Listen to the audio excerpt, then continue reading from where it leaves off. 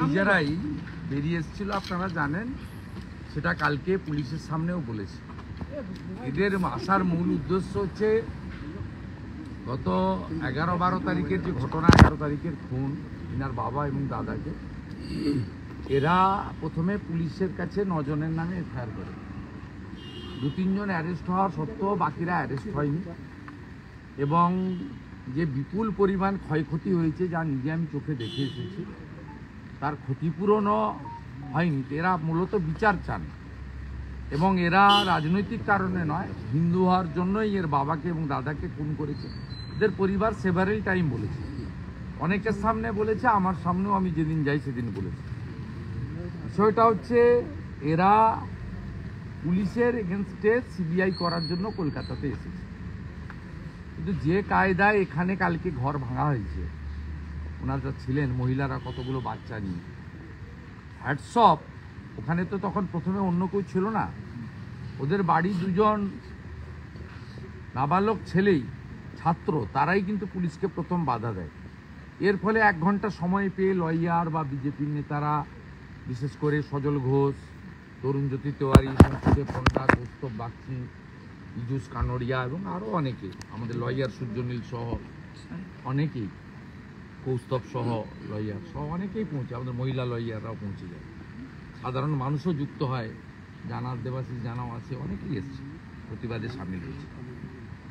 কিন্তু এরা একটা অসম সাহসের সঙ্গে মাথা উঁচু করে নিজেদেরকে বিক্রি করেনি। 3 বার 10 লক্ষ টাকা করে চেক নিয়ে সরকারি লোক, পুলিশের লোক এডিএম গেছে।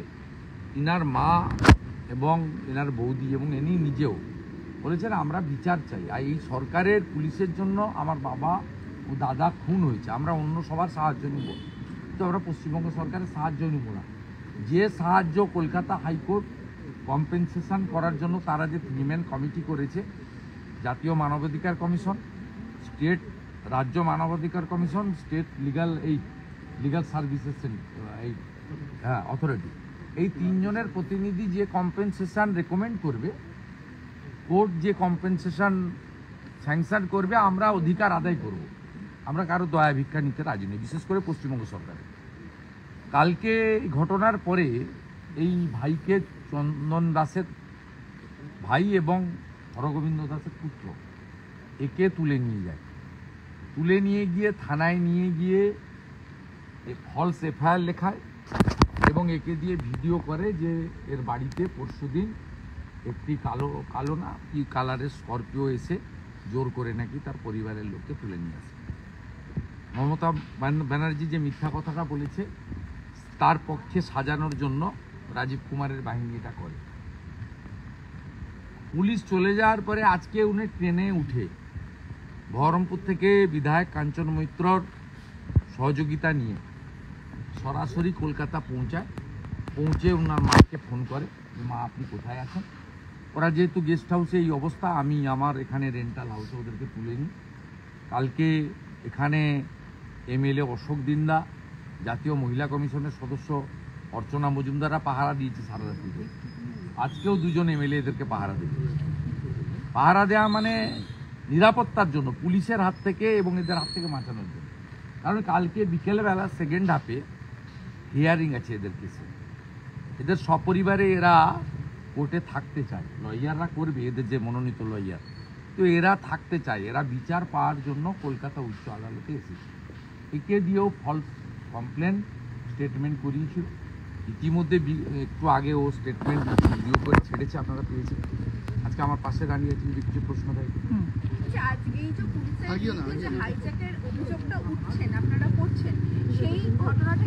পুলিশের হাইজ্যাকের করার ক্ষমতা নেই, পুলিশের over action to satisfy her supremo Mamata Banerjee. ওনাদের যিনি সুপ্রিমো মালিক, উনি মনে করেন মমতা ব্যানার্জি তার বাড়ি থেকে পুলিশকে বেতন দেয়।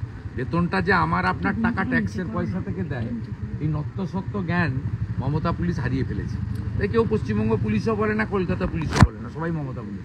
মমতা বন্দ্যোপাধ্যায় যে অভিযোগ করছেন যে বিজেপি রাজনীতি করছে, ফিরহাদ হাকিমি গোটা ঘটনাটাকে বলছেন বিজেপি রাজনীতি করছে না, বিজেপি হিন্দুদের দরদি হিসেবে পাশে দাঁড়িয়েছে। এই লোকগুলোকে যদি কালকে সজল, তরুণজ্যোতি, কৌস্তব, শঙ্কু, সূর্যনীলরা, পীযূষ কানোডিয়ারা না সাপোর্ট করতো, কালকে ওদের তো তুলে নিয়ে চলে যেত। এই ভাইকেই তো থানাতে রেখেছিল। ভাই কালকে কি হয়েছিল আপনার সঙ্গে, কি করেছে? আমাকে রাত্রে 11:30টার সময় ঘরে আবার নিয়ে আসে, যে সিকিউরিটি রাখে। আমি কোথাও পেচ্ছাপ করতে গেলেও আমার পেছনে সিকিউরিটি থাকে, পিছে টয়লেট করতে গেলেও আমার পেছনে সিকিউরিটি থাকে, বাড়িতে কোনো কাজ করতে গেলেও আমার পেছনে সিকিউরিটি থাকে, আমার মিসেসেরও পেছনে আগে সিকিউরিটি থাকে। এইরকম করে টর্চার করছে আমাদের। না, কিন্তু আপনাকে দিয়ে কি লেখানো হয়েছিল?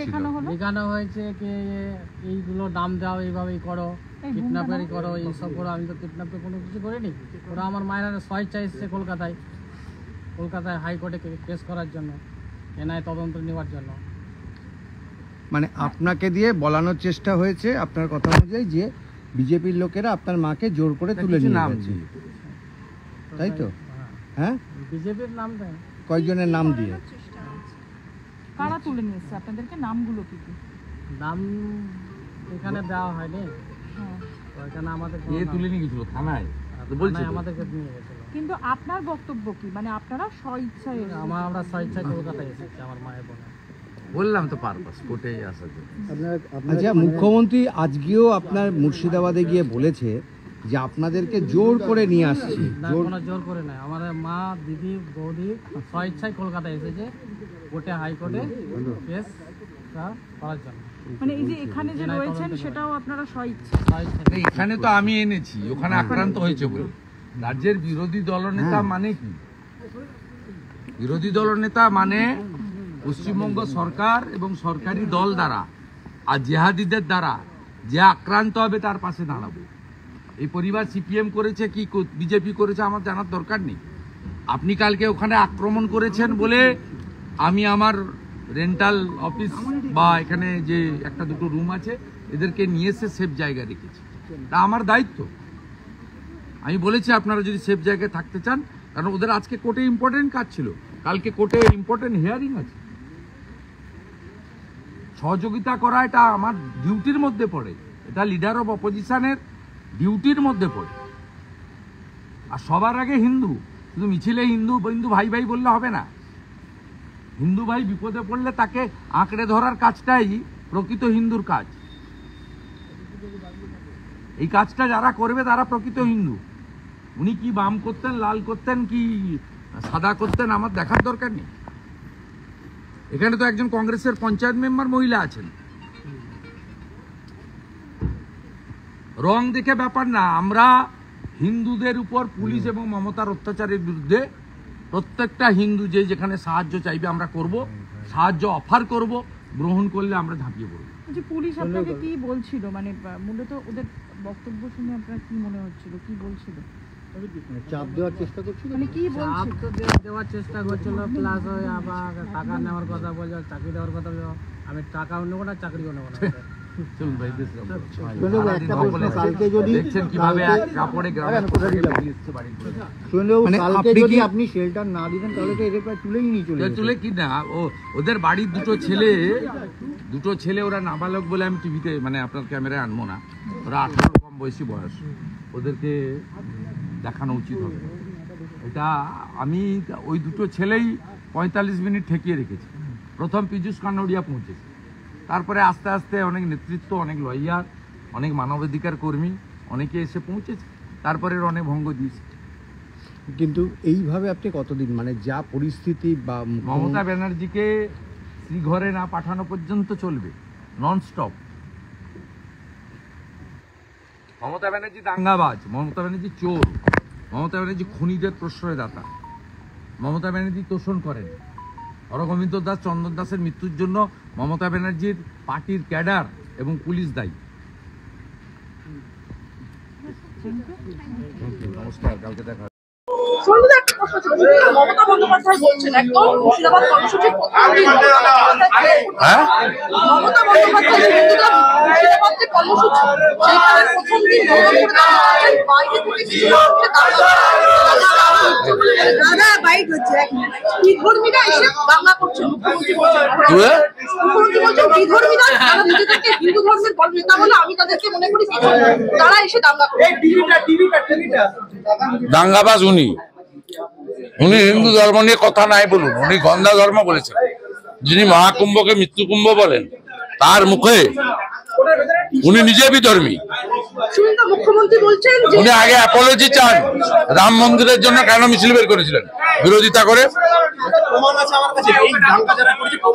প্রমাণ আগে দিন, প্রমাণ দিয়ে কথা বলুন। বিজেপি প্রমাণকে হাইজ্যাক করে নিয়ে গেছে। তো পরিবার উত্তর দিয়ে দিচ্ছে, আমাকে দিতে হবে। তারা বলছেন বিধর্মী। হিন্দুরা মেনেছে তাই নেতা হয়েছে। নেতা তো আপনি সেলফ ডিক্লেয়ার করতে পারেন, আপনার কার্য পদ্ধতি, ভাষণ, চলা ফেরা তখনই মানুষই নেতা বানায়। তো পশ্চিমবাংলায় কখনো নেতা নিজে নিজে হওয়া যায় না। গোটা ভারতবর্ষ গান্ধীজির পিছনে ছুটলেও বাংলা ছুটেছিল নেতাজির পিছনে। বাংলার মানুষই নেতা বানায়। জ্যোতিবাবুর মতো বড় নেতাকে সরে যেতে হয়েছিল সময়ের ডাকে, বুদ্ধবাবুকে আনতে হয়েছিল। মানুষ চেয়েছিল বলে, সিপিএম চাইনি জ্যোতিবাবুকে সরিয়ে দিয়ে অন্য কাউকে আনতে। সবাই আমরা কংগ্রেসে ছিলাম, কংগ্রেসের জনতা চলে গেছিল মমতা ব্যানার্জির সঙ্গে। পশ্চিমবাংলায় হিন্দু নেতাই বলুন আর রাজনৈতিক নেতা বলুন, কোনো ভাষণে হয় না, নমিনেটেড হয় না, বাংলার মানুষই তৈরি করে। দিলীপ ঘোষ বলছেন প্রধানমন্ত্রী মন্দির করলে মোদিজি। আমি ওনার সম্পর্কে কোনো প্রশ্ন উত্তর নিই না, নেব না। আমি সেভারেল টাইম বলেছি আমি এই প্রসঙ্গে বলবো না। উনি মিশন ফেল, কোন হিন্দু ওর কাছ থেকে ক্ষতিপূরণ নেবে না। মৃত পরিবারও এখানে সব চলে এসছে, কলকাতা হাইকোর্টে তারা গিয়ে কেস করছে পুলিশের বিরুদ্ধে, মমতা ব্যানার্জির বিরুদ্ধে কেস করেছে। মমতা ব্যানার্জির বিরুদ্ধে আজকে তারা হাইকোর্টে গিয়ে বলেছে we have no trust to the Bengal police, we want CBI investigation। এটা তো মমতা ব্যানার্জির বিরুদ্ধে অনাস্থা, কারণ উনি শুধু মুখ্যমন্ত্রী বা টিএমসি সুপ্রিমো নন, উনি পুলিশ মন্ত্রী। আগামী নির্বাচনে হিন্দু ভোট একাত্তর হবে, বিজেপির পকেটে একাত্তর। আমি গণৎকার নই, আমার এলাকাতে বিজেপি 46% ভোট পেয়েছে, রাজ্যে 39% পেয়েছে।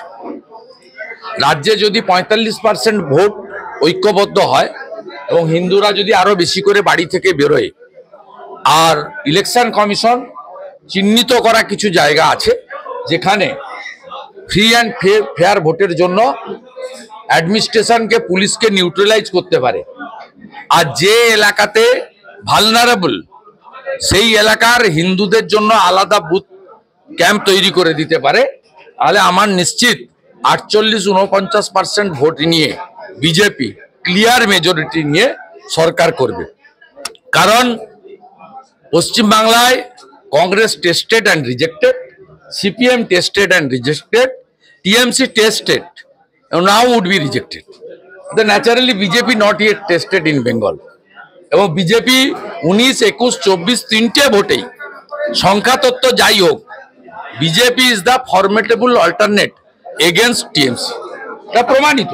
তাই বিজেপি যে কোর ভোটার, হিন্দু ভোটার যারা ভোট দিতে নামেন না, তারা দয়া করে এবারে safe Bengal, safe Hindu, same educated unemployment youth, safe industry, safe agriculture, এই জন্য আপনারা আসুন, ভোটদান করুন, এটাই আমাদের সকলের অনুরোধ বা আওয়াজ হওয়া উচিত।